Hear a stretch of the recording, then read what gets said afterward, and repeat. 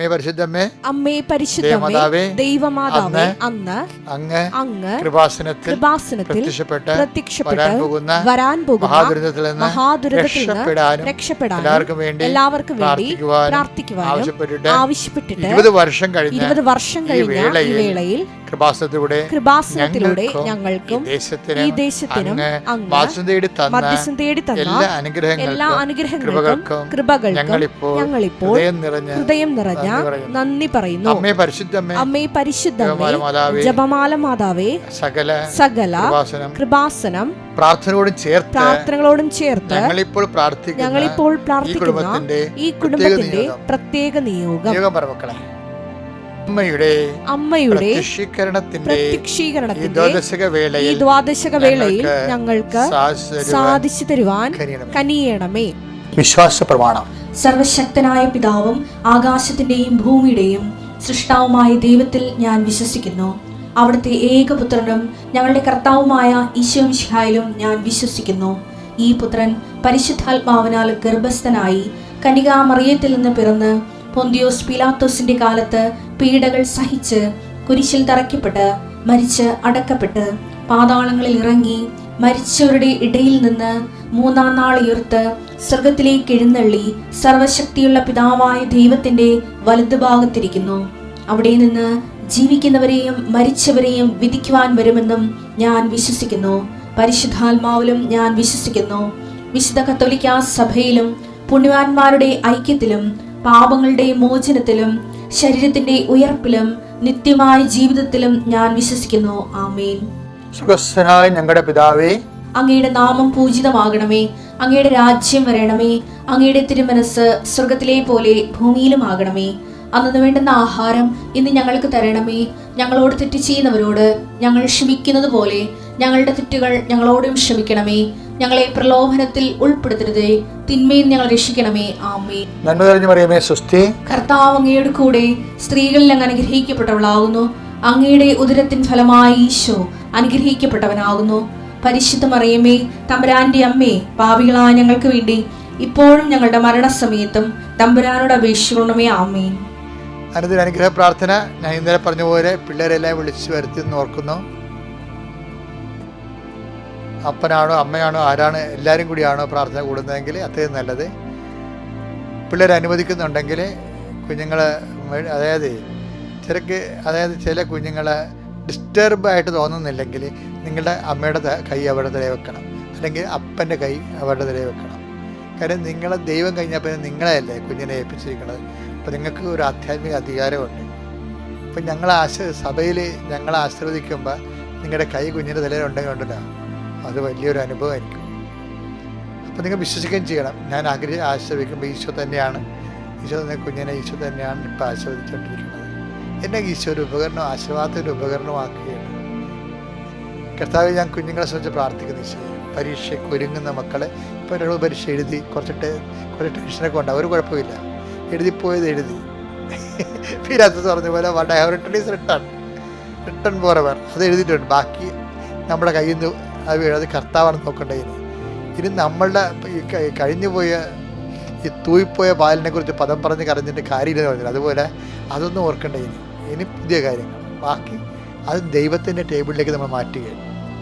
ഞാൻ ഇങ്ങനെ തട്ടി മുട്ടിയൊക്കെ നിൽക്കേണ്ട കാര്യം കുഞ്ഞുങ്ങളാരെങ്കിലും എഴുന്നേറ്റ് വരണമെന്നുണ്ടെങ്കിൽ വന്നോട്ടെ എന്നുള്ളവർക്ക് സമയം കൊടുക്കുകയാണ്. ഓക്കെ, അപ്പോൾ ഹാപ്പി ആയിരിക്കുക. എല്ലാ കുഞ്ഞുങ്ങളെയും വിളിച്ച് വരുത്തുക. അവിടെ ശിരസിലൊക്കെ അപ്പനും അമ്മയും ഉണ്ടെങ്കിൽ രണ്ടുപേരും തന്നെ രണ്ട് കൈയില്ലേ, 4 കുഞ്ഞുങ്ങളുണ്ടെങ്കിൽ നമുക്ക് കൈകാര്യം ചെയ്യാൻ പറ്റുന്ന 4 കൈ നിങ്ങൾക്ക് ഉണ്ടല്ലോ, രണ്ടുപേർക്കും അപ്പനും അമ്മയ്ക്കും കൊണ്ട്. അപ്പോൾ അത് ആരാണുള്ളത്, പ്രാർത്ഥനയ്ക്ക് ചെയ്തതിനെ ഉള്ളവർ ആരാണ്, അവർ ആ സമയത്ത് പങ്കെടുത്താൽ മതി. കർത്താവ് ഈ നിമിഷം അനുഗ്രഹിക്കുന്ന സമയമാണ്. അടിപ്പണ പോലെ കർത്താവെ, വൈദാഖാലം പോലെ ദൈവമേ, നിൻ്റെ ദൈവികമായ ശക്തി അങ്ങയുടെ മക്കളിലേക്ക് ആവശ്യിക്കട്ടെ. ഈശോ, നിൻ്റെ വിശുദ്ധ പൗരോഹിത്യത്തെ മഹത്വപ്പെടും. 39 വർഷം ഞാൻ അർപ്പിച്ച കുർബാന ലോകത്തെല്ലായിടത്തും നടത്തിയിട്ടുള്ള വലിയ ധ്യാനങ്ങളിലൂടെ പ്രാർത്ഥിച്ച 10,000 ലക്ഷങ്ങളായിട്ട് മനുഷ്യർ അവരുടെ പ്രാർത്ഥനകളോട് ചേർത്തുകൊണ്ടാണ് ഈശോയെ ഞങ്ങൾ കുഞ്ഞുങ്ങൾക്ക് വേണ്ടി പ്രാർത്ഥിക്കുന്നത്, വീടിന് വേണ്ടി പ്രാർത്ഥിക്കുന്നത്, പരീക്ഷക്കാർക്ക് വേണ്ടി പ്രാർത്ഥിക്കുന്നത്, വരാൻ പോകുന്ന പരീക്ഷയിലിരിക്കുന്ന ഇനിയും വരാൻ പോകുന്ന വിഷയങ്ങൾക്ക് വേണ്ടി പ്രാർത്ഥിക്കുന്നു. കർത്താവ്, ഞങ്ങളുടെ കൂടുതൽ പ്രയാസമുള്ള സബ്ജക്റ്റുകൾ വേണ്ടി പ്രാർത്ഥിക്കുന്നു. ഇടയ്ക്ക് വിട്ടുപോയ സബ്ജക്റ്റ്, മനസ്സിലാകാത്ത സബ്ജക്റ്റുകൾ, പഠിച്ചിട്ട് തീരാത്ത, പക്ഷേ അയ്യോ അത് പഠിച്ചില്ല എന്ന് കൈയൊക്കെ കൊടരുന്നില്ലേ, അങ്ങനെ വിട്ടുപോയ സബ്ജക്റ്റുകൾ പഠിച്ച് തീരുമെന്നുള്ള പേടിയുള്ളവർ അവരെല്ലാവരും ഇപ്പോൾ ആശ്രയിച്ച് അടിപ്പെടുന്ന പോലെ വൈതാക്കാലം പോലെ ദൈവികമായ ശക്തി എൻ്റെ മക്കളുടെ മേൽ കർത്താവ് പതിക്കട്ടെന്ന് പ്രാർത്ഥിക്കുന്നു. കർത്താവെ, നിൻ്റെ വിശുദ്ധ പൗരോഹിത്യത്തെ മഹത്വപ്പെടും കുഞ്ഞുങ്ങൾക്ക് ആത്മശക്തി പരിശുദ്ധാത്മാവിൻ്റെ ആത്മശക്തിയാൽ കുഞ്ഞുങ്ങളുടെ ഹൃദയം നിറയട്ടെ. ധൈര്യമായിട്ട് യുദ്ധം കഴിഞ്ഞ് ജയിച്ചു വന്നവൻ്റെ ആ ചങ്കൂറ്റം പോലെ പരീക്ഷയെ തോൽപ്പിക്കാൻ വേണ്ടി നമ്മൾ പോവുകയാണ്. കാര്യം അതിനെ തോൽപ്പിച്ച് നിങ്ങൾ വിജയം വരിക്കും. കാരണം നിങ്ങളുടെ വിജയം വരിക്കുന്ന കർത്താവ് നിങ്ങളുടെ കൂടെയാണ്. കാര്യം ഞങ്ങൾ ആയിരങ്ങൾ നിങ്ങൾക്ക് വേണ്ടി പ്രാർത്ഥിക്കുന്നുണ്ട്. അപ്പോൾ നിങ്ങൾക്ക് എഴുതി വിട്ടാൽ മാത്രം മതി, ബാക്കി ദൈവം നോക്കിക്കൊള്ളും. കർത്താവിൻ്റെ കരുണ നിനക്ക് ആവശ്യിക്കട്ടെ. അമ്മേ, പരിശുദ്ധമ്മേ, പ്രലോഭനങ്ങളെല്ലാം അതിജീവിച്ച കർത്താവിൻ്റെ ചൈതന്യം മക്കളിലേക്ക് കൊണ്ട് അതിജീവനത്തിൻ്റെ ചൈതന്യം, വിജയത്തിൻ്റെ ചൈതന്യം ഈ മക്കളിലേക്ക് ആവശ്യിക്കുന്നതിന് വേണ്ടി അമ്മ ഈ നിമിഷം പരിശുദ്ധമായ നിമിഷം മധ്യസ്ഥം വഹിക്കട്ടെ. എൻ്റെ കർത്താവിന് ഉന്നതമായ നാമത്തിൽ ഉണ്ടെങ്കിൽ ടെക്സ്റ്റ് ബുക്കുകൾ, പഠനോപകരണങ്ങൾ, നിങ്ങളുടെ ആൻസർ ബുക്കുകൾ, നിങ്ങളുടെ ക്വസ്റ്റ്യൻ പേപ്പർ എല്ലാം ഞാൻ ആസ്വദിക്കുന്നു. നിങ്ങളുടെ യാത്രകൾ, ആരെങ്കിലും എന്തെങ്കിലും ക്ഷീണങ്ങളോ രോഗങ്ങളോ പരീക്ഷ എഴുതാൻ പറ്റാത്ത വിധത്തിലുള്ള സങ്കടങ്ങളോ അതുകൊണ്ട് മമ്മിയോട് നിലവിളിച്ച് കണ്ണീരോടെ മമ്മി ഞാൻ പോണിതെന്നൊക്കെ പറയുന്നവരുണ്ടെങ്കിൽ അച്ഛൻ പറയും പോകാൻ പറ്റും, എൻ്റെ മക്കൾ പോകണം. കാര്യം അല്പം ആശ്വാസം പോകണം. ബാക്കി എന്താണ്, കർത്താവ് നിങ്ങളെ സഹായിക്കും. എന്നിട്ട് നിങ്ങളുടെ കൂടെ പരിശുദ്ധ അമ്മയുടെ സാന്നിധ്യം ഉണ്ടെന്നുള്ള ഓർമ്മ നിങ്ങൾക്കുണ്ടാകണം. അതുപോലെ തന്നെ എൻ്റെ മക്കളുടെ വീട്ടിൽ പപ്പായും മമ്മിയും ഒക്കെ നിങ്ങളുടെ പ്രാർത്ഥനയിൽ, കുഞ്ഞുങ്ങളുടെ പ്രാർത്ഥനയിൽ പപ്പായും മമ്മിയും ആശ്രയിച്ച് പ്രാർത്ഥിക്കണം. ആർക്കാണോ ആ വീട്ടിൽ പ്രാർത്ഥന സഹായമുള്ളത് കുഞ്ഞുങ്ങളെല്ലാം.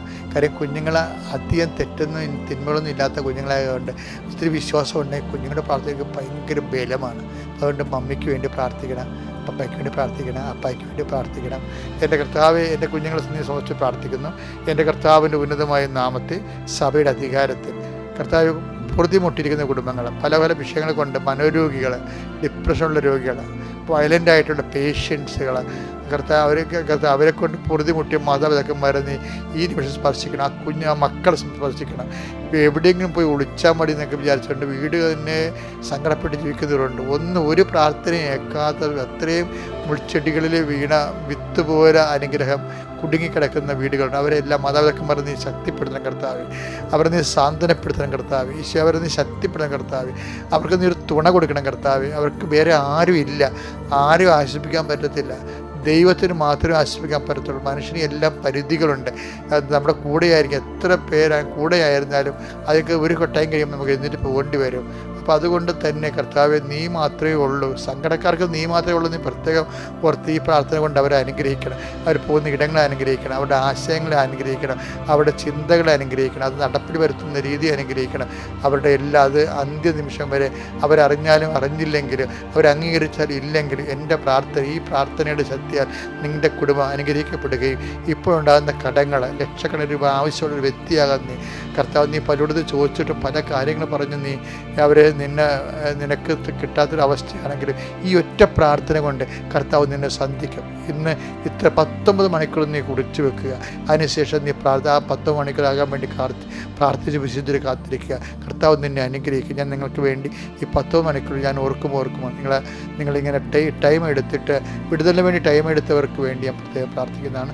എൻ്റെ കർത്താവിൻ്റെ ഉന്നതമായ നാമത്തിൽ സഭയുടെ അധികാരത്തിൽ കുരിശടയാളത്തിൽ ഓരോ ദൗത്യങ്ങൾക്കും യാത്രയ്ക്കും പോകുന്നവർ എൻ്റെ സബലീകരണത്തിന് ഈശോ നാമത്തിൽ ആശീർവദിക്കുന്നു. പ്രിയപ്പെട്ടവരെ, നമുക്കിന്ന് സന്ദേശം പറയുമ്പോഴേ ഞാൻ പണ്ടേ എത്ര ക്ലാസ്സിലാണെന്നൊന്നും ഓർക്കുന്നില്ല, ഈ ആദേശ സിദ്ധാന്തം എന്ന് പറഞ്ഞ സംഭവം ഉണ്ടല്ലോ, അല്ല 3ാം ക്ലാസ്സിലൊക്കെ ആയിരിക്കും, സയൻസിൽ ആർക്കിമിഡീസാണ് അത് ചെയ്തത്. അയാളുടെ ചെമ്പിൽ കയറി വെള്ളം നിറച്ചിട്ട് ചെമ്പിൽ കയറി ഇരുന്നപ്പോൾ അങ്ങയുടെ ബോഡിയുടെ അത്രയും വെള്ളം പുറത്തേക്ക് പോയി. അപ്പോൾ അങ്ങ് യുറേക്ക ഇതൊക്കെ പറഞ്ഞ പുള്ളി കണ്ടുപിടിച്ചത്. എന്താ പുള്ളി കണ്ടുപിടിച്ചതെന്ന് അറിയാമോ? പുള്ളി ആ പുറത്തേക്ക് പോയ വെള്ളത്തിന് വെയിറ്റിന് സമാനമാണ് പുള്ളിയുടെ ശരീരഭാരം. പക്ഷേ അതല്ല, അതിപ്പോൾ എല്ലാവർക്കും അറിയാവുന്ന കാര്യമാണ്. പക്ഷേ ആർക്കിമിഡീസ് പറഞ്ഞതായിട്ട് ഉള്ള ഒരു കാര്യം സെമിനാരി പഠിച്ചിട്ടുണ്ട്. നമ്മൾ ഗൂഗിളൊക്കെ സെർച്ച് ചെയ്താൽ കിട്ടും നിങ്ങൾ. അപ്പോൾ എന്താ സംഭവിച്ചാൽ അയാൾ പറഞ്ഞത് give me a firm spot to stand, I will move the earth. അതായത് നിങ്ങൾ എനിക്ക് ഭൂമിയിൽ ഉറച്ചു നിൽക്കാനുള്ള ഒരു സ്ഥലം താ, ഞാൻ ഈ ലോകത്തെ ചേഞ്ച് ചെയ്യാവുന്നു. ഈ ദിവസങ്ങളിൽ എൻ്റെ മനസ്സിൽ വന്നൊരു ചിന്തയാണ്. കാര്യം ഉറച്ചു നിൽക്കാനുള്ള സ്ഥലം എന്ന് പറഞ്ഞാൽ എന്താ? വചനമാണത്. കഴിഞ്ഞ ദിവസങ്ങളിൽ നമ്മൾ കണ്ടില്ലേ, യോഹന്നാൻ 17:17 എന്താണ്? സത്യമായിട്ടുള്ള എന്താണ്? അങ്ങയുടെ വചനമാണല്ലോ സത്യം. അപ്പം യോഹന്നാൻ 17:17 നമുക്ക് റിലേറ്റ് ചെയ്യാൻ പറ്റുന്ന, നമുക്ക് ആശ്രയിക്കാൻ പറ്റുന്നത് എന്താണ്? ഉറച്ചു നിൽക്കാൻ പറ്റുന്നത് സത്യമാണ്. ഹെരാക്ലിറ്റസ് പറഞ്ഞായിരുന്നേ, ഹെരാക്ലിറ്റസും അയാൾ ഗ്രീക്ക്, കർത്താവിന് മുമ്പ് എനിക്ക് പോണത് ഒരു 500 കൊല്ലം പറ്റിയാണ് ജനിച്ച ആളാണ് ഹെരാക്ലിറ്റസ്. അപ്പോൾ അദ്ദേഹം പറഞ്ഞത്, you cannot step into a same river twice. നിങ്ങൾക്ക് ഒരു പുഴയിൽ എനിക്ക് 2 പ്രാവശ്യം കാലെടുത്ത് വെക്കാൻ പറ്റത്തില്ല. എന്താ കാര്യം? It will move. ആദ്യം കാലെടുത്ത് വെച്ച പുഴ ഒഴുകിപ്പോയെന്ന്, പിന്നെ നീ കാലെടുത്ത് വെക്കുമ്പോൾ അത് പുതിയ പുഴയാണ്. അയാൾ പറഞ്ഞ എല്ലാം ഇളക്കമാണ്. ഇളക്കം, തിളക്കം, ഇങ്ങനെയൊക്കെയുള്ളൊരു പ്രത്യേക പൊസിഷനാണ്. എല്ലാം ഇങ്ങനെ മാറിക്കൊണ്ടേയിരിക്കും. അപ്പം മാറ്റമില്ലാത്തത് എന്താണ്? ലുക്ക 21:33. ആകാശവും ഭൂമിയും കടന്നു പോകും. മാറ്റമുണ്ട് ഇതിനെല്ലാം. അതന്നെ ഹെറാക്ലിറ്റസ് പറഞ്ഞത് ശരിയാണ്. മാറ്റമുണ്ട്, ആകാശത്തിന് മാറ്റമാണ്. ആകാശം എന്ന് പറയുന്നത് എന്താണ്? ടൈം അല്ലേ? ആകാശത്തു നിന്നല്ലേ ടൈം എന്ന് പറയുന്നത്? Time is the measurement of movements. എന്ന് വെച്ച് കഴിഞ്ഞാൽ പ്രപഞ്ചത്തിലെ ചലനങ്ങളുടെ ഒരു ഏകകമാണ് ടൈം എന്ന് പറയുന്നത്. അപ്പോൾ അതെന്താണ്? ആ ടൈം, ആകാശം എന്ന് വെച്ചാൽ ആകാശം മാറുമെന്ന് വെച്ചാൽ ടൈം മാറും. പിന്നെന്താ? സ്പേസ്, ഭൂമി, എർത്ത്, അതും മാറും.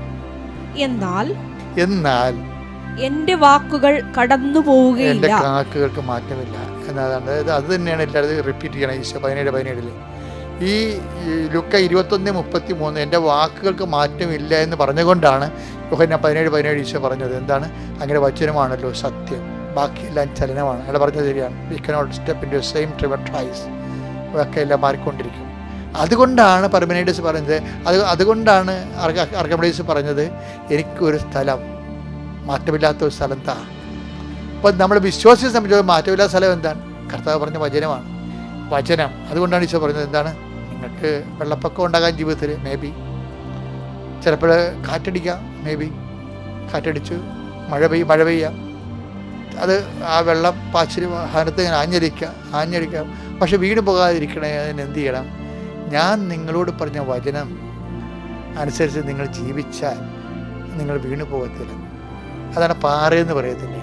ദൈവത്തെ പാറയെന്ന് പറയുന്ന ദൈവവചനവും പാറയാണ്. അപ്പം എന്താ കാര്യം? 18 സങ്കീർത്തനം 18:2 അങ്ങാണ് എന്റെ രക്ഷാശിലയും കോട്ടയും വിമോചകനും. രക്ഷാശിലയാണ്, എന്നെ രക്ഷിക്കുന്ന കല്ലാണ്, പാറയാണ്. കയറി നിൽക്കുമ്പോൾ പ്രളയം ഉണ്ടാകുമ്പോഴും ശത്രുക്കൾ വരുമ്പോഴും എനിക്ക് കയറി നിൽക്കാനുള്ള പാറയാണ് അങ്ങ്, കുലുങ്ങാത്ത പാറ. ഈശോ പറഞ്ഞത് എന്താണ്? 7:24-25 മത്തായി സുവിശേഷം. എന്റെ ഈ വചനങ്ങൾ ശ്രവിക്കുകയും അവ അനുസരിക്കുകയും ചെയ്യുന്നവൻ പാറമേൽ ഭവനം പണിത. അതാണ് പാറ. ആ പാറയാണ്. പാറമേൽ ഭവനം പണിത വിവേകമതിയായ മനുഷ്യന് തുല്യനായിരിക്കും. അപ്പൊ വചനം പാലിക്കുന്നത് ഒരു വിവേകപരമായ നടപടിക്രമമാണ്. വചനം പാലിക്കാത്ത ബുദ്ധിത്തരം എന്നാണ് പറയണത്. അപ്പം അതുകൊണ്ട് എന്തെങ്കിലും ക്ലേശങ്ങളൊക്കെ ഉണ്ടെങ്കിലും നിങ്ങൾ ആരെങ്കിലും ഒഴിവാക്കി, നിങ്ങൾ ആരെങ്കിലും അവഗണിച്ചു, നിങ്ങളുടെ തന്നെ കുഴപ്പം കൊണ്ട് നിങ്ങൾ തോറ്റു, അയ്യോ അതങ്ങനെ ചെയ്താൽ മതിയായിരുന്നല്ലോ, മണ്ടത്തരമാണ്, അയ്യോ my poor intellect, my poor memory, ഇങ്ങനെയൊക്കെ എൻ്റെ വീഴ അടിക്കേണ്ട കാര്യമില്ല. നമ്മൾ മനുഷ്യരാകും, ചിലപ്പോൾ തെറ്റുപോകും, ചിലപ്പോൾ സാഹചര്യ സമ്മർദ്ദമാകും, ചിലപ്പോൾ നമ്മൾ ചെയ്തതിൻ്റെ ഒരു നമ്മുടെ ഒരു രീതി ഉണ്ടല്ലോ, അതനുസരിച്ച് ചിലപ്പോൾ അത് ഒത്തുവന്ന് കാണുകയില്ല. അതുകൊണ്ട് നമുക്കൊരു ഇളിപ്യത തോന്നും. അതൊന്നും ഇങ്ങനെ ഇളിപ്പിരായിട്ട് എപ്പോഴും ഇളിപ്പിനാണ്, ഞാനങ്ങനെ ചെയ്തു പോയി, അത് അന്ന് ചെയ്താൽ മതിയായിരുന്ന, അന്ന് പഠിച്ചാൽ മതിയായിരുന്നല്ല, അന്ന് അപ്പം പറഞ്ഞാൽ കേട്ടാൽ മതിയായിരുന്നല്ല, അന്ന് ആ പാസ്പോർട്ട് എടുത്താൽ മതിയായിരുന്നല്ല, ഇങ്ങനെ അങ്ങനെ പറഞ്ഞുകൊണ്ട് പരിദേവനം ചെയ്ത് പറയേണ്ട ഒരു കാര്യമില്ല. എന്ന് വെച്ചാൽ once it is happen forever. പിന്നെ നമ്മളെ സംബന്ധിച്ചിടത്തോളം എന്താ ഉള്ളത്? നമ്മളെ സംബന്ധിച്ചിടത്തോളം ശിഷ്ടകാലങ്ങൾ ഉറപ്പായിട്ട് കർത്താവിൻ്റെ വചനം ഉറച്ചു നിൽക്കാൻ പറ്റിയ പാറ, അതനുസരിച്ച് അങ്ങനെ ജീവിക്കാൻ നോക്കുക. ബാക്കി ദൈവം നോക്കണ്ട. ദൈവം നോക്കുന്നുള്ള കാര്യം വാഗ്ദാനത്തിൻ്റെ ഭാഗമാണ്. കാണാൻ പോകുന്ന പൂരം പറഞ്ഞിരിക്കേണ്ട കാര്യമില്ല. നിങ്ങൾ കൃപാസനത്തിൻ്റെ സാക്ഷികൾ കേട്ടാൽ മതി. ഓക്കെ. ശുദ്ധ പരമ ദിവ്യകാരുണ്യത്തിന്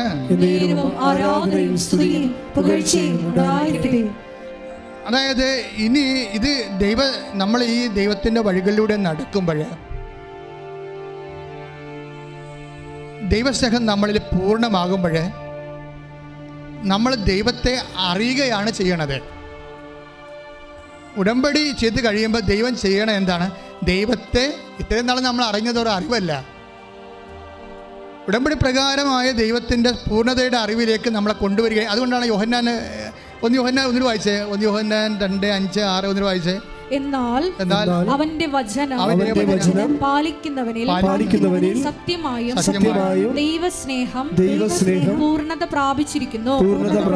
നാം അവനിൽ വസിക്കുന്നെന്ന് ഇതിൽ നിന്ന് നാം അറിയുന്നു. ഇതിനകത്ത് വരുന്നൊരു വിഷയം കണ്ടില്ലേ? നമ്മളെപ്പോഴും പറഞ്ഞുകൊണ്ടിരുന്നത് മുഴുവനും, ഞാനെപ്പോഴും പറയും ഇത് ബൈലാറ്ററലാണ്, ഉഭയകക്ഷിയാണെന്ന് വെച്ച് കഴിഞ്ഞാൽ ദൈവം ഇതിൻ്റെ 2 സംഭവമാണ്. ഇപ്പോൾ നമ്മൾ ദൈവസ്നേഹം നമ്മളിൽ നമ്മുടെ സങ്കടങ്ങളിലും ക്ലേശങ്ങളിലും വിശ്വാസം കളയാതെ നമ്മൾ വിശ്വാസം വർദ്ധിപ്പിച്ചുകൊണ്ട് നമ്മൾ മുന്നോട്ട് പോകുമ്പോൾ എന്താ സംഭവിക്കുന്നത്? നമ്മൾ അവനെ അറിയുന്നു. പിന്നെ എന്താണ്? നമ്മൾ അവനിൽ വസിക്കുന്നു. മനസ്സിലായില്ലേ? അതായത് നമ്മളെപ്പോഴും പ്രാർത്ഥിച്ചുകൊണ്ടിരിക്കണം. ഇപ്പോൾ പ്രാർത്ഥിക്കുമ്പോൾ എന്താ സംഭവിക്കണമെന്ന് വെച്ച് കഴിഞ്ഞാൽ ഇപ്പോൾ 15:4 യോഹന്നാൻ 15:4 നിങ്ങൾ എന്നിൽ വസിക്കുവിൻ. പിന്നെ പ്രാർത്ഥിച്ചേ യോഹന്നാൻ 15:4 നിങ്ങൾ എന്നിൽ വസിക്കുവിൻ, നിങ്ങൾ എന്നിൽ വസിക്കുവിൻ, ഞാൻ നിങ്ങളിലും വസിക്കും. റീഡിയാ, ഈ ഞാൻ നിങ്ങളിൽ വസിക്കണം എന്ന് പറഞ്ഞാൽ 2ാമത്തെ ക്ലോസാണ്, ആദ്യത്തെ ക്ലോസ് അല്ല. ഞാൻ നിങ്ങളിൽ വസിക്കുക എന്ന് പറഞ്ഞാൽ എന്താണ്? 2ാമത്തെ ഓപ്ഷനാണത്, അത് ആദ്യത്തേതല്ല. ആദ്യത്തെ എന്താ? നമ്മൾ ചെയ്യേണ്ട കാര്യം ചെയ്യാതെ ദൈവം വസിക്കുന്ന ഒരു കാര്യമില്ല. ആദ്യത്തെ എന്താണ്? ഈശോ എന്താ പറയുക? ഞാൻ നിങ്ങളിൽ വസിക്കും, പിന്നെ നിങ്ങൾ എന്നിലും വസിക്കുമെങ്കിൽ. എന്താ പ്രോബ്ലം ചെയ്യണത്? ആദ്യം ചെയ്യേണ്ടത് ദൈവം നമ്മളിൽ വസിക്കണമെങ്കിൽ ആദ്യം ചെയ്യേണ്ടത് എന്താണ്? നമ്മൾ ദൈവത്തിൽ വസിക്കണം. ഇവിടെയാണ് വിഷയം വന്നത്. ഉടമ്പടി അഡ്രസ്സ് ചെയ്യണത് ഈ വിഷയമാണ്. Why we should take covenant? അതെന്താ കാര്യം? എന്തിനാണ് നിങ്ങൾ കവനൻ്റെ ഉടമ്പടി എടുക്കുന്നത്? ഏറ്റവും പ്രസാദനം അതുപോലെ തന്നെ കല്യാണം കഴിക്കാനോ പീഡിപ്പിക്കാനോ ഒന്നുമല്ല. അത് നമ്മുടെ ഒരു ദൈവം അങ്ങനെയല്ല കാണുന്നതിനെ. എന്തിനാണ് നമ്മൾ കവനൻ്റെ എടുക്കുന്നത്? ദൈവം നമ്മളിൽ വസിക്കാൻ. ദൈവം നമ്മൾ എങ്ങനെ വസിക്കും? ദൈവസ്നേഹം നമ്മളിൽ പൂർണ്ണമാകുമ്പോൾ. ദൈവസ്നേഹം നമ്മൾ എങ്ങനെ പൂർണ്ണമാകും? ദൈവത്തിൻ്റെ വചനം നമ്മൾ പാലിക്കുമ്പോൾ. ഈ കൊടുത്ത പോയിന്റ് ക്ലിയർ അല്ലേ? അതാണത് വായിക്കേണ്ടത്. അതായത് നമ്മൾ ഉടമ്പടി എടുക്കണം എന്തിനാണ്? ദൈവത്തിൻ്റെ വചനങ്ങൾ നമ്മൾ പാലിക്കാൻ. എന്തിനാണ് നമ്മൾ ദൈവത്തിൻ്റെ വചനങ്ങൾ പാലിച്ച് ജീവിക്കണത്? ദൈവസ്നേഹം നമ്മളിൽ പൂർണ്ണമാകാൻ. ദൈവസ്നേഹം നമ്മൾ എന്തിനാണ് പൂർണ്ണമാകണത്? ദൈവത്തിന് നമ്മളിൽ വസിക്കാൻ. എന്തിനാണ് ദൈവം നമ്മൾ വസിക്കണത്? നമ്മളിൽ ദൈവം വസിക്കാൻ. Praise the Lord. അല്ലെങ്കിൽ ഇതിൻ്റെ ഒരു സ്റ്റെപ്സ് എന്ന് പറഞ്ഞാൽ മെഡിക്കൽ സയൻസ് ഒന്നും വർക്കൗട്ട് ചെയ്യത്തില്ല ചില സമയത്ത്. എന്താ കാര്യം? നമുക്ക് അറിയാവുന്നേ ഉള്ളൂ. അറിയണേ എന്താണ്? കൊച്ചു മരിക്കും, അതേ അറിയാൻ പറ്റത്തുള്ളൂ. എത്ര നിങ്ങൾ പഠിച്ചാലും മാക്സിമം അറിയാൻ പറഞ്ഞത് എന്താണ്? ഈ മരുന്ന് പിടിച്ചില്ലെങ്കിൽ കൊച്ചു മരിക്കും. അതാണ് മാക്സിമം അറിയാവുന്നത്. അതുകൊണ്ട് പൗലോസ് പറയണത് അറിയാമെന്ന് പറയുന്നവനൊരു ചുക്കും അറിയാൻ പറ്റും. അറിയാമെന്ന് വിചാരിക്കുന്നവൻ. എല്ലാവരുടെ അഹങ്കാരം പറയണത് അറിവാണല്ല. അറിവ് അഹങ്കാരം ജനിപ്പിക്കുമെന്ന് പൗലോസ് പറഞ്ഞിട്ടുണ്ട്. പിന്നെ അറിവ് അറിയണുള്ളവന് അറിയേണ്ടത് അറിയണില്ലെന്നും പൗലോസ് പറഞ്ഞു. പൗലോസാണ് ഇതെല്ലാം എല്ലാത്തിനും ജാക്കി വെച്ചിരിക്കുന്ന പൗലോസാണ്. എന്ന് വെച്ച് കഴിഞ്ഞാൽ എല്ലാ അഹങ്കാരങ്ങളുടെ എല്ലാ തലക്കൊയ്മയ്ക്കും പാടാണ്. അത് ചെയ്താൽ ബാക്കിയെല്ലാം ചെയ്യാൻ പറ്റും. അതാണ് ഇതിൻ്റെ ഒരു ക്യൂൻ ഓഫ് മിഷൻ എന്ന് പറഞ്ഞത്. അതാണ് അത് ചെയ്ത പത്രത്തിൻ്റെ പക്ഷേ പ്രവർത്തനത്തിലൂടെയാണല്ലോ വിശ്വാസ കൈമാറ്റം കർത്താവിനെ പരിചയപ്പെടുത്തി കൊടുക്കുന്നത്. അതാണല്ലോ ഏറ്റവും വലിയ മിഷൻ. ആരെ ജ്ഞാനസ്ഥാനപ്പെടുത്താനോ മതപരിവർത്തനം ചെയ്യാനല്ല. ദൈവം ലോകം അറിയേണ്ട ഒരാളാണ് ക്രിസ്തു. കാര്യം ക്രിസ്തു എല്ലാവർക്കും ആശ്വാസത്തിനും സൗഖ്യത്തിനും ആത്മരക്ഷയ്ക്കും വേണ്ടി ദൈവത്തിൻ്റെ സംവിധാനമാണ്. അത് നമ്മൾ മനസ്സിലാക്കാനും ആശ്വാസം പ്രാപിക്കാനും എല്ലാവർക്കും അവകാശമുണ്ട്. ആ എല്ലാവരുടെയും അവകാശങ്ങളെ മാനിച്ചുകൊണ്ടാണ് ക്രിസ്തു കൈമാറ്റം നടക്കുന്നത്. ശ്രുതികട ഹല്ലേലൂയ.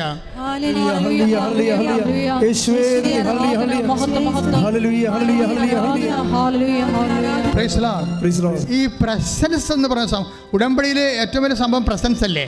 അപ്പോൾ ആ കുഞ്ഞിൻ്റെ തന്നെ വയറ്റിൽ ദൈവത്തിൻ്റെ കരങ്ങൾ വന്ന് തടവി എന്നേക്കും വേണ്ട വയറുവേദന മാറ്റുന്നത് പ്രസൻസാണ്.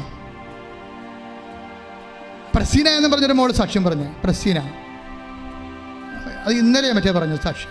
ഞാൻ ഇവിടെ ഇപ്പോൾ ഉണ്ടായിരുന്നു. പ്രസീനയുടെ സാക്ഷ്യം സങ്കടകരമായ സാക്ഷ്യം. പ്രസീന കൊല്ലംകോട്. അപ്പോൾ പ്രസീനയുടെ വിഷയം, പ്രസീനയുടെ അപ്പൻ മരിച്ചുപോയി.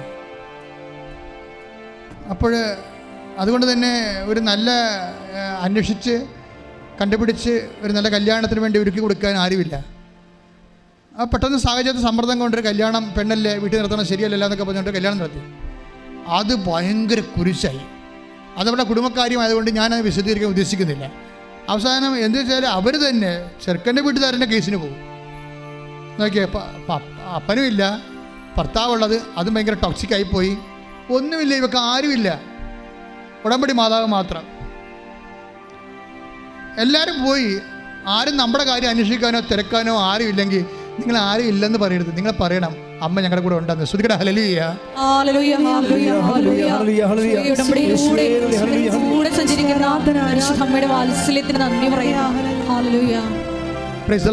അപ്പൊ പ്രസീന ഒറ്റക്ക് ദൈവത്തിന്റെ കൂടെ ഒറ്റക്കാണ്. സിംഗിൾ വിത്ത് ഗോഡ് എന്ന് പറയത്തില്ലേ, അതുപോലുള്ള ജീവിതാനുഭവങ്ങളാണ്. സിംഗിൾ വിത്ത് ഗോഡ്, എനിക്ക് ദൈവം മാത്രമേ ഉള്ളൂ. അപ്പം ദൈവം മാത്രമേ ഉള്ളെന്ന് പറഞ്ഞുകൊണ്ട് ദൈവത്തിൻ്റെ ജോലി അവൾ വെടിപ്പാട് ചെയ്യുന്നുണ്ട്. ദൈവത്തിൻ്റെ ജോലി അവൾ വെടിപ്പാട് ചെയ്യുന്നുണ്ട്. ഒരു ദിവസം ഒരു ഉടമ്പടി പുതുക്കാൻ വന്നപ്പോൾ അമ്മയോട് പറഞ്ഞു, അമ്മേ എല്ലാവരും അമ്മ കാണുന്നുണ്ടല്ലേ, എനിക്ക് ഭർത്താവും ഇല്ല അപ്പനും ഇല്ല, എന്നെ ഒന്ന് കാണാത്തത് എന്താണ്? അതൊരു ഒന്നൊന്നര ചോദ്യമാണേ. അത് നിങ്ങൾക്ക് അങ്ങനെ ആയാൽ മാത്രമേ മനസ്സിലാകത്തുള്ളൂ. എനിക്ക് ഭർത്താവുമില്ല അപ്പനുമില്ല, എല്ലാവരും നീ കാണുന്നുണ്ട്, എന്നെ എന്താ ഒന്ന് കാണാത്തത്? ഉടമ്പടി എഴുതി, എനിക്ക് നിന്നെ കാണണമെന്ന്. ഉടമ്പടിയിൽ പുതുക്കുമ്പോൾ എഴുതണം, എനിക്ക് നിന്നെ കാണണം. എന്നിട്ട് ഉടമ്പടി ഇട്ടിട്ട് അമ്മയുടെ കാര്യവും പറഞ്ഞ് സങ്കടം പറഞ്ഞിട്ട് പോകുവാൾ പോയി. വടക്കാഞ്ചേരി ഒരു ആശുപത്രിയിൽ രോഗികളെ, ഒരു പാലിയേറ്റീവ് കെയറിൽ കിടപ്പ് രോഗികളെ ശുശ്രൂഷിക്കാൻ വേണ്ടി പോകും. ഉടമ്പടി വിധി പ്രകാരം രോഗി പരിചരണം ഉണ്ടല്ലോ, കിടപ്പ് രോഗികളെ ശുശ്രൂഷിക്കാൻ വേണ്ടി ബസ്സിന് പോവുകയാണ്. ബസ്സിന് ഭയങ്കര തിരക്കാണ്. അപ്പോൾ ഒരു ചേടത്തി അപ്പോൾ ബസ്സിനായി ഇവിടെ ഇരിക്കുകയാണ്, അവർക്ക് സീറ്റ് കിട്ടി അതിൻ്റെ അകത്ത്. അപ്പോൾ ഇവിടെ പ്രായം ചെയ്യുന്ന ഒരു വലിയമ്മ വന്ന് ഒരു കിറ്റൊക്കെ പിടിച്ചോണ്ട്. അപ്പോൾ ഉടനെ പ്രസിനെ എഴുന്നേറ്റ് എന്നു പറഞ്ഞാൽ അമ്മ ഇവിടെ ഇരിക്കാൻ പറഞ്ഞു. അവിടെ ഇരുന്ന് ബസ്സിങ്ങനെ മുന്നോട്ട് പോകുമ്പോൾ പ്രസിനോട് പരിശുദ്ധാത്മ പറഞ്ഞു, നീ ഇരുത്തിയ ആളെ ഒന്ന് നോക്കിക്കാന്ന് പറഞ്ഞു. ഉടനെ ഇരുത്തിയ ആളെ ഇവിടെ തിരിഞ്ഞു നോക്കിയപ്പോൾ കൃപാസനം മാതാവ്. ഒരു വല്ലാത്ത സാക്ഷ്യമാണത്. സിൽവർ ഗ്രേയിലിരിക്കുകയാണ്. എന്താ എഴുതിയിട്ടും പോയത്? അപ്പനുമില്ല, എനിക്ക് ഭർത്താവുമില്ല, എല്ലാവർക്കും നീ കാണുന്നുണ്ട്, എനിക്കൊന്ന് കാണണം. പിന്നെ 3 പ്രാവശ്യം കണ്ട്, ഒന്നല്ല 3 പ്രാവശ്യം.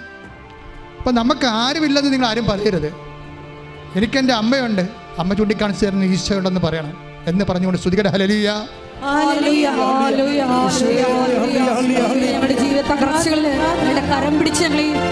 പരിശുദ്ധ പരമദിവ്യകാരുണ്യത്തിന് പരിശുദ്ധ പരമദിവ്യകാരുണ്യത്തിന്. അപ്പോൾ ഇതുപോലെയുള്ള വഴികളിലൂടെ പോകുമ്പോൾ ഇപ്പം പ്രസ്തീനായും കോടതി കേസാണ്, 7 കൊല്ലമായിട്ട് കേസ് പറയുകയാണ്. അപ്പനുമില്ല ഭർത്താവുമില്ല, അവൾ ഒറ്റക്ക് നിന്ന് ദൈവം മാത്രമേ ഉള്ളൂ.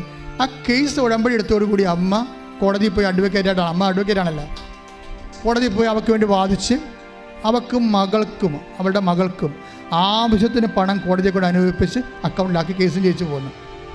എന്നിട്ട് പ്രശ്നം ഇത് അമ്മ ഏറ്റെടുക്കണം. നിങ്ങൾക്ക് വരുന്നൊരു പ്രശ്നം നിങ്ങൾ നടക്കുമായിരിക്കും അല്ലേ? അപ്പോൾ അവൾക്ക് നടന്നു, അവൾ ഭയങ്കര ലോകത്തുള്ള തരികിട പാർട്ടിയാണ്, അവൾ പോയി ഉടമ്പടി എടുത്ത് അവൾക്ക് നടന്നു. ഞാൻ ദൈവം എന്ന് പറഞ്ഞ് നടക്കണം, എനിക്കൊന്നും നടക്കണില്ല. ഇങ്ങനെ കുശുമ്പ് പൗശന്യം പറഞ്ഞ് നടക്കുക കുറേ ആൾക്കാർ. അതുകൊണ്ടാണ് നിങ്ങൾക്ക് ദൈവാനുഭവം ഇല്ലാത്തത്. മറ്റുള്ളവർക്ക് നടന്ന ഉടമ്പടി നമ്മൾ നടക്കുകയല്ല. നിങ്ങൾ നിങ്ങളുടെ ജീവിതത്തിലുണ്ടാകുന്ന ദൈവത്തിന് നിരക്കാത്ത സ്വഭാവങ്ങളോ രീതികളോ മാറ്റിയെടുക്കാൻ നോക്കുകയല്ല. മറ്റുള്ളവർ കിട്ടിയ കുശുമ്പും പൗശന്യം പറഞ്ഞുകൊണ്ട് സ്വന്തമായിട്ട് അസൂയം കയറി നടക്കണതുകൊണ്ടാണ് നിങ്ങളുടെ ഉടമ്പടി അത് സ്പ്രൗട്ടായിട്ട് വരാത്തതിൻ്റെ കാരണം അതാണ്. പ്രാർത്ഥിക്കുക, കർത്താവായ ദൈവമേ, ദൈവത്തെ സ്നേഹിച്ച് 1 യോഹന്നാൻ 2:5 പ്രാർത്ഥിക്കുന്ന ദൈവസ്നേഹത്തിന്റെ പൂർണ്ണതയിലെത്തിയ ദൈവത്തിൽ വസിച്ച് ദൈവം എന്നിൽ വസിച്ച് നിത്യ ഉടമ്പടിയുടെ ഭാഗമായി ജീവിക്കാൻ എന്നെ അഭിഷേകം ചെയ്യണമേ.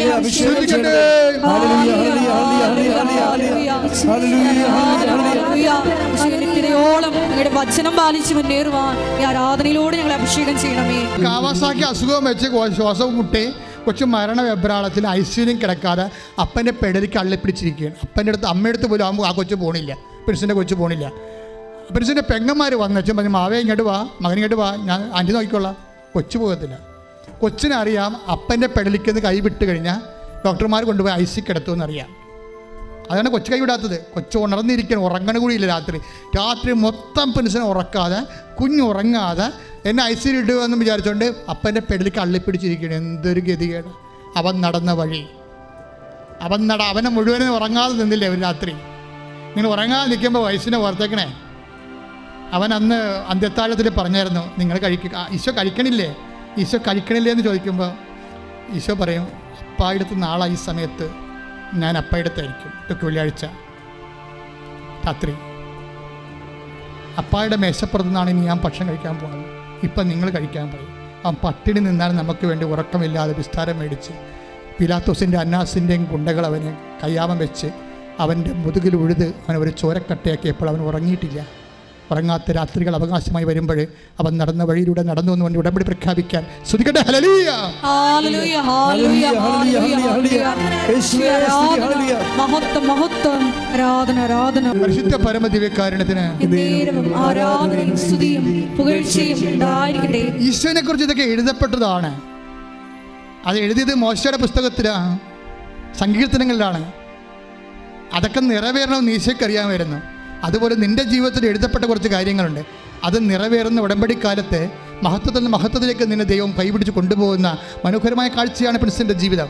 നമ്മൾ ലുക്കാൻ്റെ സുവിശേഷം 24:44 വായിച്ചേ. സ്തുതിക്കട്ടെ. ഹല്ലേലൂയ, ഹല്ലേലൂയ, ഹല്ലേലൂയ, ഹല്ലേലൂയ, യേശുവേ നന്ദി, ഹല്ലേലൂയ, ഹല്ലേലൂയ. ലൂക്ക 24:44. ലുക്ക 24:44. അവൻ അവരോട് പറഞ്ഞു, മോശയുടെ നിയമത്തിലും മോശയുടെ നിയമത്തിലും പ്രവാചകന്മാരിലും സങ്കീർത്തനങ്ങളിലും എന്നെക്കുറിച്ച് എഴുതപ്പെട്ടിരിക്കുന്നതെല്ലാം പൂർത്തിയാകേണ്ടിയിരിക്കുന്നു എന്ന് ഞാൻ നിങ്ങളോട് കൂടെ ആയിരുന്നപ്പോൾ പറഞ്ഞിട്ടുണ്ടല്ലോ. അപ്പൊ എന്താണ് പൂർത്തിയാകേണ്ടത്? ഈശോ പൂർത്തിയായെന്ന് മരിച്ചു കഴിയുമ്പോൾ ഈശോ പറയുന്നതാണ് ഇറ്റ് ഈസ് അക്കംപ്ലിഷ്ഡ് എന്നാണ് പറയണത്. എല്ലാം പൂർത്തിയായി. എന്താണ് പൂർത്തിയായത്? മോശയിലെ തിരുവെഴുത്ത് പൂർത്തിയായി, സങ്കീർത്തനങ്ങളുടെ തിരുവെഴുത്ത് പൂർത്തിയായി, പ്രവാചകന്മാരുടെ തിരുവെഴുത്ത് പൂർത്തിയായി. എന്താണ് ആ തിരുവെഴുത്ത്? എന്താണ് ആ തിരുവെഴുത്ത് എന്ന് ലൂക്ക 24:46 പറയും. ശ്രുതികട. ഹല്ലേലൂയ, ഹല്ലേലൂയ, ഹല്ലേലൂയ, യേശുവേ നന്ദി, ഹല്ലേലൂയ. ലൂക്ക 24:46. ലൂക്ക 24:46. അവൻ പറഞ്ഞു ഇങ്ങനെ എഴുതപ്പെട്ടിരിക്കുന്നു, ക്രിസ്തു സഹിക്കുകയും മൂന്നാം ദിവസം മരിച്ചവരിൽ നിന്ന് ഉയർത്തെഴുന്നേൽക്കുകയും ചെയ്യണം. പാപമോചനത്തിനുള്ള അനുതാപം അവന്റെ നാമത്തിൽ ജെറുസലേമിൽ ആരംഭിച്ച് എല്ലാ ജനതകളോടും പ്രഘോഷിക്കപ്പെടേണ്ടിയിരിക്കുന്നു. നിങ്ങൾ ഇവയ്ക്ക് സാക്ഷികളാണ്. അപ്പൊ നിങ്ങൾ ഇവയ്ക്ക് സാക്ഷികളാണ്. ഞങ്ങൾ എന്താണ് ചെയ്യേണ്ടത് എന്ന് ചോദിച്ചാൽ അവൻ പറയണ പോലെയാണ് ചെയ്യേണ്ടത്. അവൻ പറയണത് എന്താണെന്ന് ചോദിച്ചു കഴിഞ്ഞാൽ ദൈവത്തിന്റെ വചനം പാലിച്ചുകൊണ്ട് ദൈവത്തിന്റെ സ്നേഹത്തെ പൂർണ്ണമാകുകയാണെങ്കിൽ ആ ദൈവസ്നേഹത്തിന്റെ സാക്ഷിയാക്കുന്നതാണ് ഉടമ്പടി. ശ്രുതികട. ഹല്ലേലൂയ,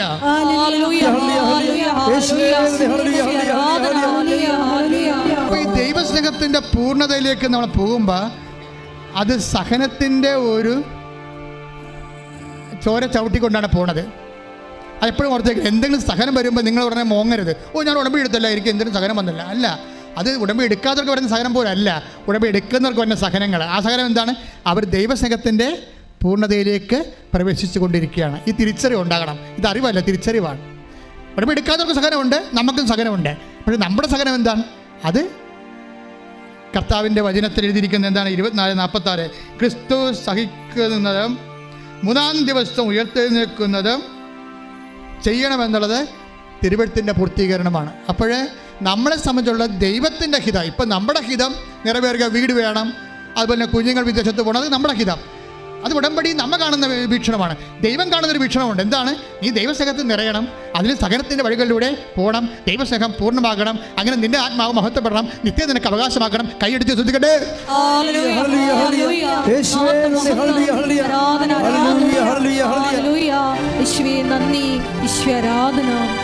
പരമദിവ്യകാരുണ്യത്തിന്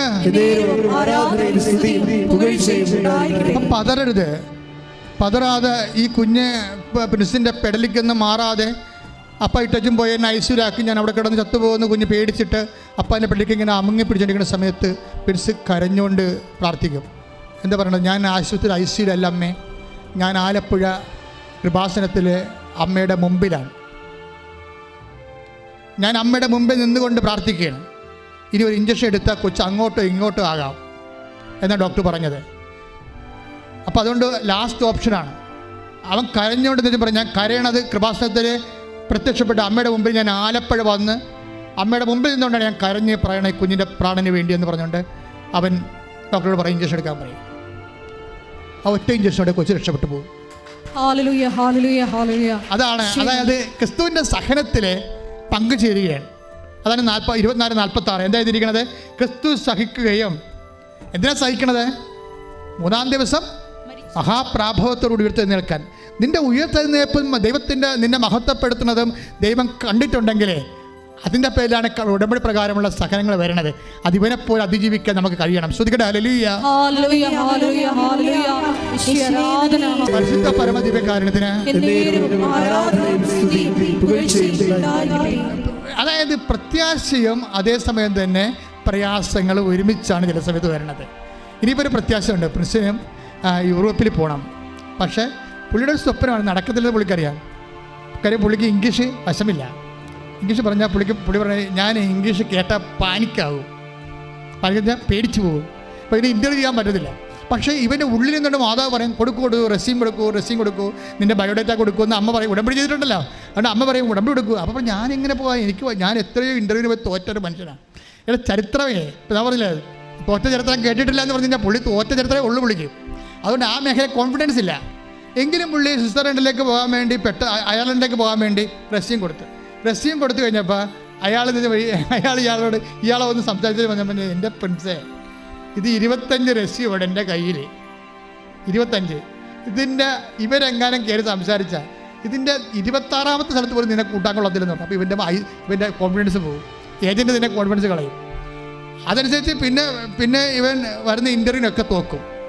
അന്നേരം അവർ പറയണമെന്ന് അവർ പറയാൻ നോക്കുമ്പോൾ തന്നെ ഞാൻ എൻ്റെ തൊണ്ട വരളാൻ തുടങ്ങും. കാരണം എനിക്ക് പറയാൻ തിരിച്ച് കേൾക്കണം. അവർ പറയണേക്ക് മനസ്സിലാകണില്ല. അപ്പോൾ പെട്ടെന്ന് പേഴ്സന് ഒരു ബോധം വന്ന മാതാവ് പറയും ആ ഉപ്പെടുത്ത് വായിടാൻ പറയും.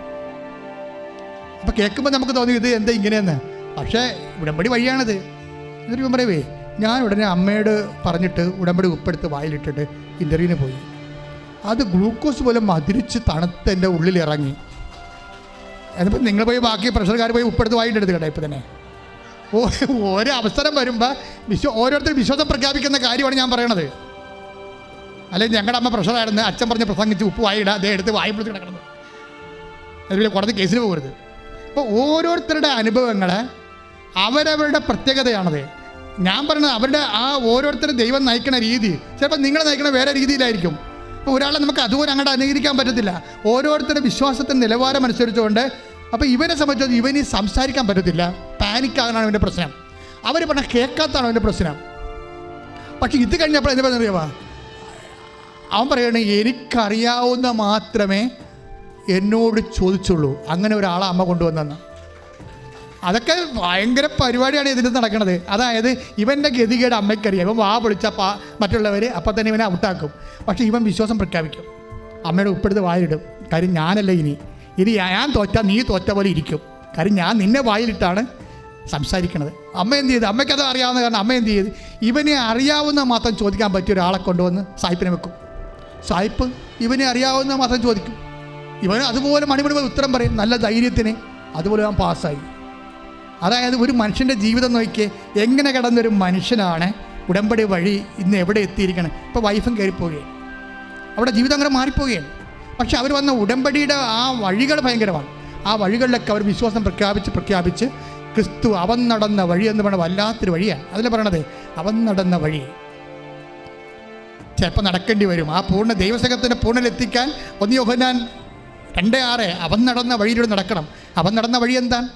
അവൻ നടന്ന വഴി ലുക്ക 24:46 എന്താണ്? മിശിഹ ഇതെല്ലാം സഹിച്ച് മഹത്വത്തിലേക്ക് കയറേണ്ടത് ആവശ്യമായിരുന്നില്ല. സഹനം എന്താണ്? ദൈവസംഘത്തിൻ്റെ പൂർണ്ണത. അതിൻ്റെ ലക്ഷ്യം എന്താണ്? ദൈവമഹത്വം. അതിൻ്റെ ഫലം എന്താണ്? നിത്യത. കൈയടിച്ച് ശ്രദ്ധിക്കട്ടെ.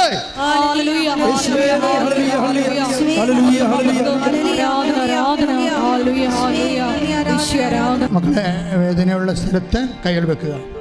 അഭിഷേകത്തിൻ്റെ ശക്തിയുടെ സൗഖ്യത്തിൻ്റെ വിടുതലിൻ്റെ ദൈവിക മുഹൂർത്തങ്ങൾ ആരാധനയ്ക്ക് ഇപ്പോൾ നമുക്ക് അവകാശമാണ്. നിങ്ങൾ വേദനയുള്ള എല്ലാ ഇടങ്ങളിലും കൈകൾ വെക്കുക. അച്ഛൻ പ്രാർത്ഥിക്കുന്നതനുസരിച്ച് മാറ്റി വെച്ചുകൊണ്ടിരിക്കണം. അതേസമയം ജീവിതത്തിൻ്റെ ദുരിതങ്ങൾക്ക് വേണ്ടിയും തടസ്സങ്ങളും നിവാരണത്തിന് വേണ്ടിയും അച്ഛൻ പ്രാർത്ഥിക്കും. 5 മിനിറ്റായി പ്രാർത്ഥന സമയം. ഇടിമുഴക്കം പരിശോധിക്കട്ടെ. ഹല്ലേലൂയ. കർത്താവിൻ്റെ ഉന്നതമായ നാമത്തിന് സ്വസ്ത്രം ചെയ്യുന്ന കർത്താവിൻ്റെ വിശുദ്ധ പൗരോഹിത്യത്തെ മഹത്വപ്പെടുത്തണമേ. കർത്താവിൻ്റെ സഭയുടെ സാന്നിധ്യം പ്രകടമാക്കണമേ. എൻ്റെ കർത്താവിൻ്റെ ഉന്നതമായ നാമത്തിൽ സഭയുടെ അധികാരത്തിൽ കുരിശിൻ്റെ അടയാളത്തിൽ ദൈവത്തിൻ്റെ ശക്തിയാൽ മാർഗരോഗങ്ങൾ തീരാവേദികൾ യേശുവിൻ്റെ നാമത്തിൽ മാറിപ്പോകട്ടെ. കർത്താവേ, വിശുദ്ധ പൗരോഹിത്യത്തെ മഹത്വപ്പെടുത്തണമേ. കർത്താവെ, 38 വർഷമായി അർപ്പിച്ച കൃപാന്റെ ശക്തിയാൽ കൃപാസന അൾത്താറെ ജീവനോടെ പ്രത്യക്ഷപ്പെട്ട പരിശുദ്ധ അമ്മയുടെ മാധ്യസ്ഥത്താൽ മുതൽ ഉള്ളംകാലം വരെ മാർഗരോഗങ്ങൾ, ആന്തരിക അവയവ രോഗങ്ങൾ, ക്യാൻസർ രോഗങ്ങൾ, അതുപോലെ എപ്പിലെപ്സി രോഗങ്ങൾ, ഓട്ടിസം രോഗങ്ങൾ, അപസ്മാര രോഗങ്ങൾ, ഡിപ്രഷൻ രോഗങ്ങൾ, മാർഗരോഗങ്ങൾ, മിഡില്ല രോഗങ്ങൾ, ബ്രെയിൻ്റെ രോഗങ്ങൾ, കരളിൻ്റെ രോഗങ്ങൾ, അതുപോലെ തന്നെ കിഡ്നി രോഗങ്ങൾ, ഉദര രോഗങ്ങൾ, അസ്ഥി രോഗങ്ങൾ, വാതരോഗങ്ങൾ, പേശി രോഗങ്ങൾ, തൈറോയ്ഡ് രോഗങ്ങൾ, ടോൺസൈറ്റ് രോഗങ്ങൾ, സ്പൊണ്ടിലോസിസ് രോഗങ്ങൾ യേശു ക്രിസ്തുവിന്റെ നാമത്തിൽ മാറിപ്പോകട്ടെ.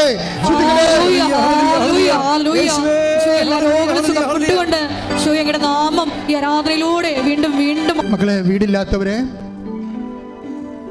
വഴിയില്ലാത്തവര്, വിവാഹം ഒത്തുവരാത്തവര്, മക്കളില്ലാത്തവര്, വിദേശത്ത് ജോലി ശരിയാകാത്തവര്, അവിടെ തിരിച്ചു പോരാൻ പോണവര്,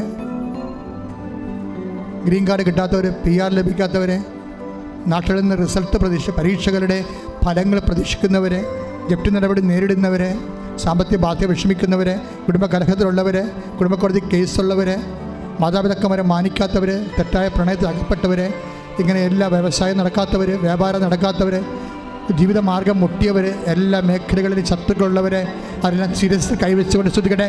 ശിരസ് എല്ലാവരും സ്തുതിക്കട്ടെ. ഉന്നതമായ നാമത്തില്, സഭയുടെ അധികാരത്തില്, കുരിശിന്റെ അടയാളത്തിൽ, ദൈവത്തിന്റെ ശക്തിയാൽ ജീവിത തടസ്സങ്ങൾ എല്ലാം കർത്താവിൻ്റെ നാമത്തിൽ, വീടില്ലാത്തവര്, വഴിയില്ലാത്തവര്, വെളിച്ചമില്ലാത്തവര്, കടങ്ങളുള്ളവര്, കോടതി കേസുള്ളവര്, കുടുംബക്കോടതി കേസുള്ളവര്, റിസൾട്ട് പ്രതീക്ഷിക്കുന്നവര്, വിദേശത്തിലേക്ക് ശ്രമിക്കുന്നവര്, വിദേശത്തിൽ നഷ്ടപ്പെട്ടു പോയവര്, കുടുംബത്തിൽ കലഹങ്ങളുള്ളവര്, യേശു ക്രിസ്തു ജീവിത ദുരിതങ്ങൾ, തടസ്സങ്ങൾ യേശുവിന്റെ നാമത്തിൽ മാറിപ്പോകട്ടെ.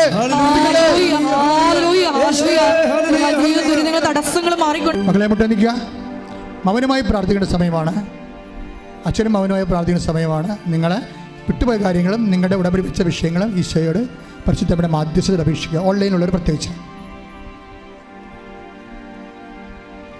അവൻ നടന്ന അതേ വഴിയിലൂടെ നടന്ന് മഹത്വം കരയറ്റുവാൻ ഞങ്ങളെ അഭിഷേകം ചെയ്യണമേ എന്ന് പ്രാർത്ഥിച്ചുകൊണ്ട് ശിരസ് നമിച്ച് നമുക്കൊരു വികാരണനാഥൻ്റെ ആശീർവാദം സ്വീകരിക്കാം.